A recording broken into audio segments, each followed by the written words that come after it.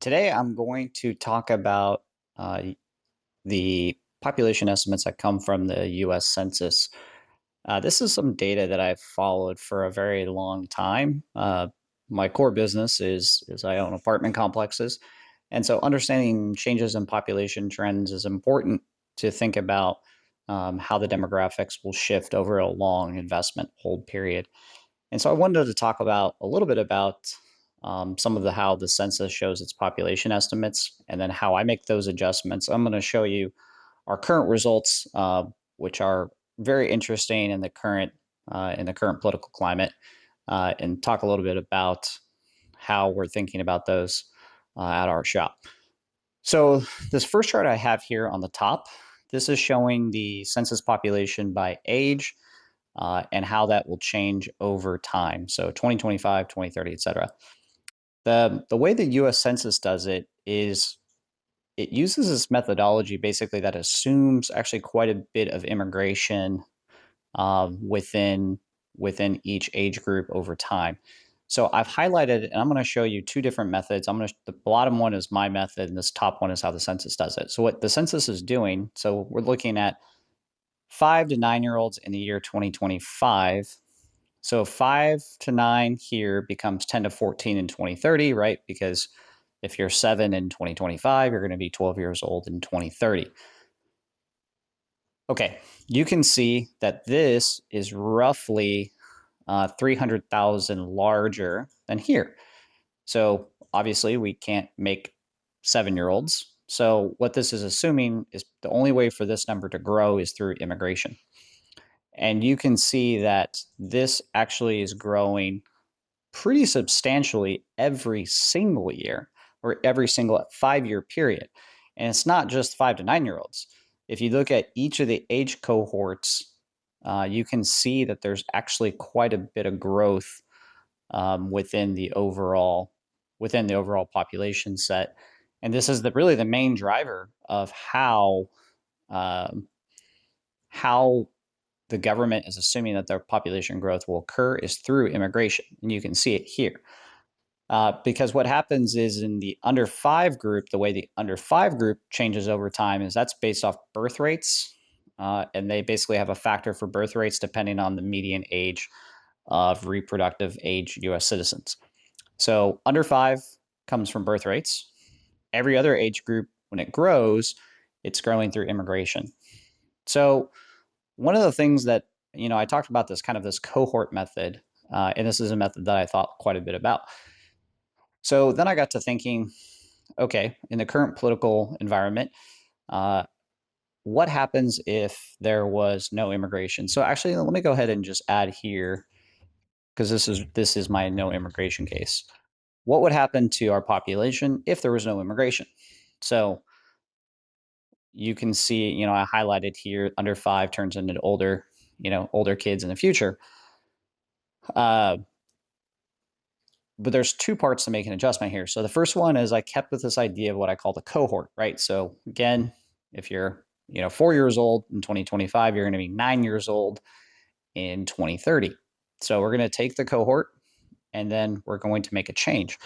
So the little bit of a morbid change for this data is that uh, there's a death rate for each age group, and predominantly this comes from, for children, this is typically childhood illness, and then as they get older, this typically becomes car accidents. And so there's unfortunately a fatality rate for all age groups, and then as you get into the older population, this becomes more prevalent, again back to disease and less from car accidents. And so what I've done here is I've applied basically the cohort. So let's assume no change. And then what I'm doing is I'm multiplying by the annual death rate, um, and effectively removing it from the population. So you'll see that without immigration, as we would expect, there is actually a small decline as we move through the time period to come up with these population estimates. So this is what I call my no immigration cohort death rate adjusted methodology. Okay. So again, what I'm trying to do is I'm trying to see how are the demographics going to change if there's no immigration. So that's really the topic for today. Again, what happens if there's no immigration? So let me go ahead and switch. let me go to my other sheet that I have here. And so what I have here is I've created a couple of tables to look at population changes. Again, if there's no uh, if there's no immigration. So I'm looking between now, effectively 2025, 2026, and then I'm looking at 2040.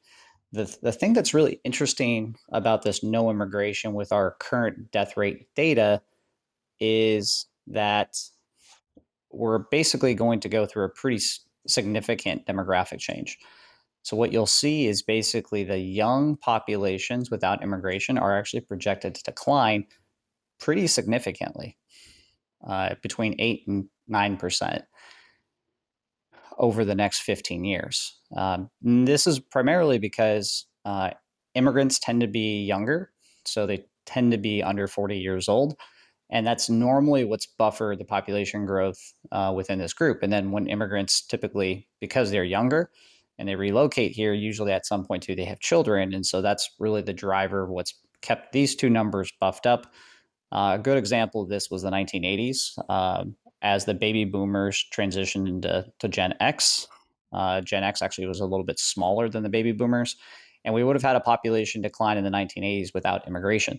And so effectively, this exercise has been demonstrated once before, and so we're looking at it basically happening again. So again, without immigration, we're looking at a pretty significant decline in population uh, for the two younger groups. But even more interestingly, or maybe as interesting, is the explosion of the very senior, is what I like to call it, right? 65 to 80, I call seniors. And that group's going to continue to grow. They're going to get larger. But the very senior is going to get a lot larger.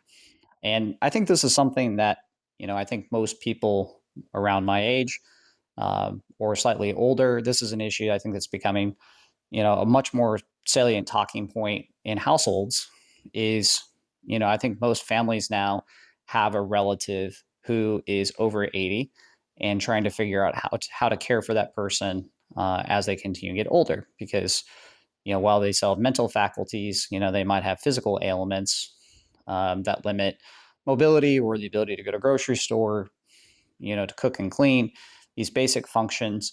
And as we can see here, this went from roughly, uh, for the working age population, went from a ratio of roughly 15 to 1, and it's projected to go to a ratio of 6 to 1. That's really significant. Basically, what this means is that virtually every American household is projected to have one relative that's very senior. And that's a significant change because right now it's roughly actually more like every 4 households has somebody who's very senior.